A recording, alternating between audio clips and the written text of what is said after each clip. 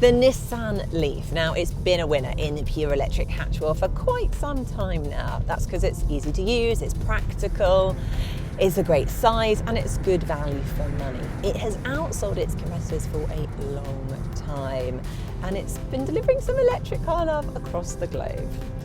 So can we call it a game changer? Well, in a modest way, I think we probably can. However, the thing is, the Leaf has been around for a decade. So has it stood the test of time? Well, I see it a bit like an episode of Friends. I love that sort of warm, fuzzy feeling of familiarity I get when I might catch 5 minutes while flicking the channels. But am I going to go and binge watch an old series on a Friday night? No way. What I'm trying to say is what was once groundbreaking is now having to face up to a lot of stiff competition. It is indeed, not least of which is this. Now, to stick with Nicki's analogy, it's the latest blockbuster. It's the new Volkswagen ID.3, a brand new, bespoke, pure electric hatchback from VW that's aiming to be the electric car must-have. And it's gunning for the Leaf. To steal a rather popular catchphrase, winter is coming, Nicki. Prepare for the leaves to fall. Too much. Oh dear. Before Ginny starts throwing around any more Game of Thrones references and the White Walkers turn up to ruin things for us, let's get on with it. Okay, Daenerys, hold on to your dragons, because we're about to have an electrifying rumble. Fight!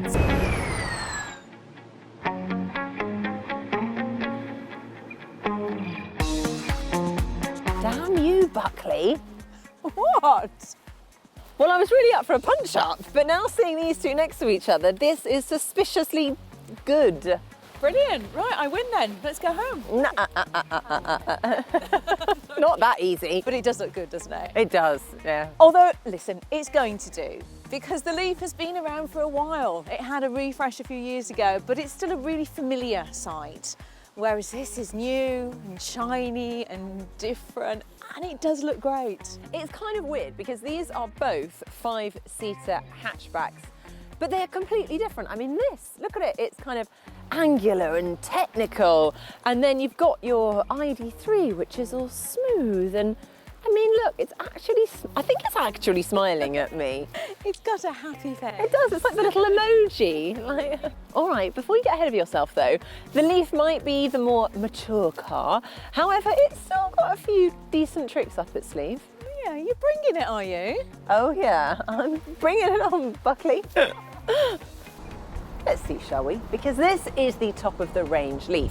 It comes with a 62 kilowatt hour battery, which gives you a range of 239 miles. Very usable, I think you would agree. And to you, it costs just £36,000.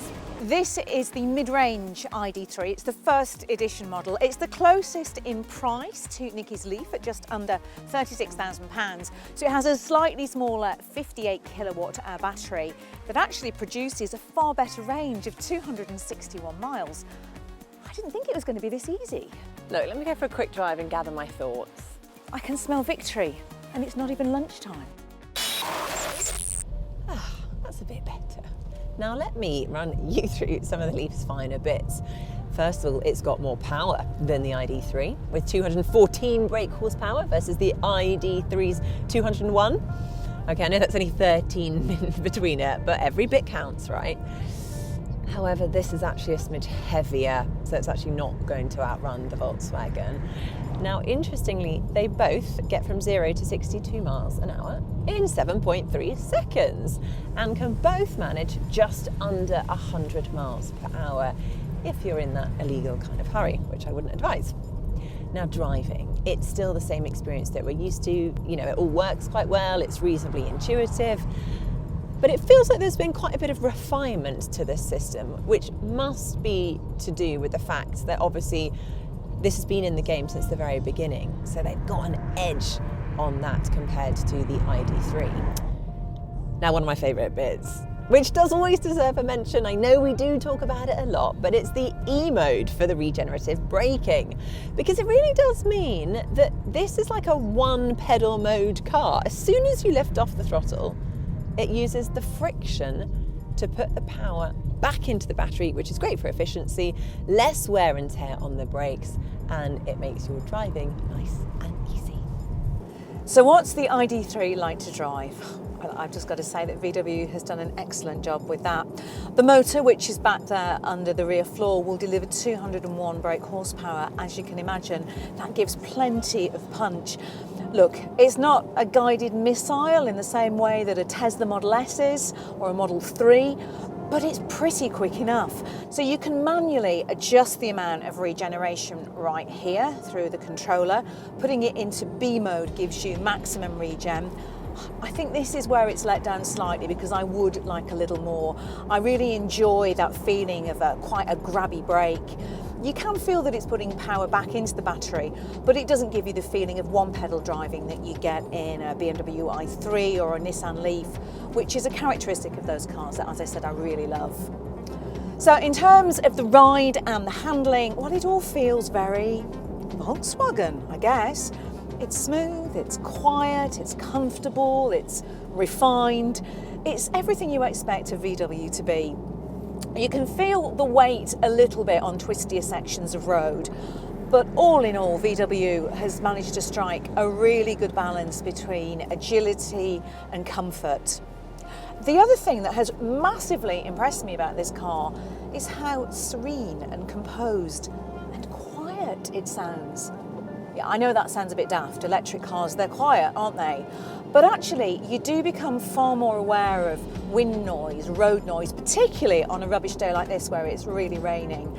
And actually, it's just quite a nice place to be in here, and all that external noise isn't bothering me as much as it does on other electric cars. You know, this is a really important part of the car because it's where you spend all your time, isn't it? Yes, true. And today is absolutely gloomy and miserable. It's been awful. But actually, the ID3's interior just feels light and airy and far more spacious, I think, than a lot of other cars. And what they've done is a really clever piece of packaging, and they've taken advantage of the fact that with an electric car, you haven't got loads of mechanical parts to hide. So I love this central sort of console storage bit down here. So they've got my phone, and there's a couple of cup holders. Yeah, really good storage compartment down there that I'm taking good use of already. Her makeup bag.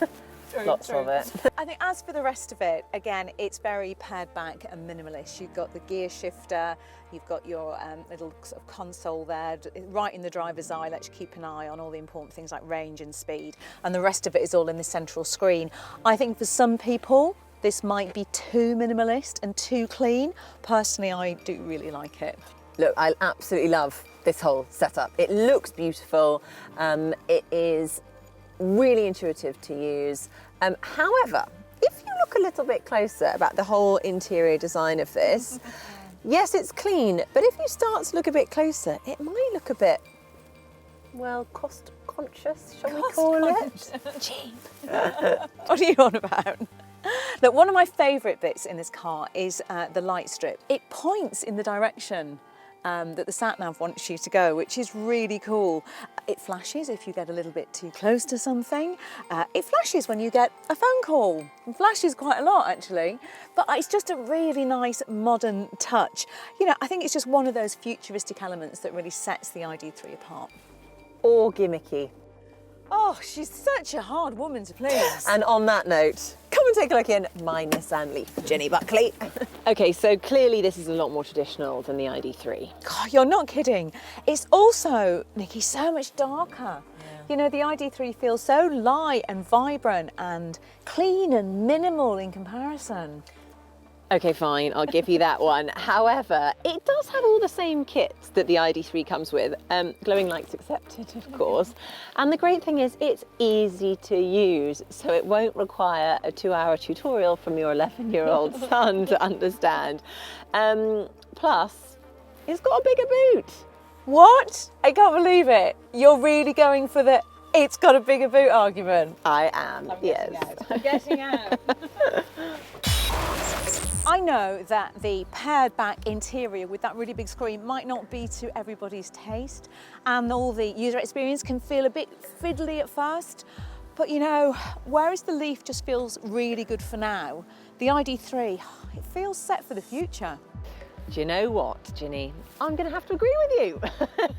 I know, because as great as this is, it's a brilliant electric hatchback. Look, the ID3 has got the edge here. It really is something very special. And we've got to take into consideration that the next edition we can expect is going to have a bigger battery and go even further. I told you, VW, they got big plans when it comes to electric. And I think that means in an Electrifying first, we agree on a verdict. What's going on? It's official, the ID3 beats the much loved but the older Nissan Leaf. Yeah, it is official. I think we should do reviews together and forget that other bloke, whatever his name is. Yeah, I know. Nobody ever agrees with him. Exactly. So, thanks for watching, and please do subscribe to the channel. Make sure you check out our 2 individual reviews of these cars as well. And we'll see you next time. Actually, I'm going to join you.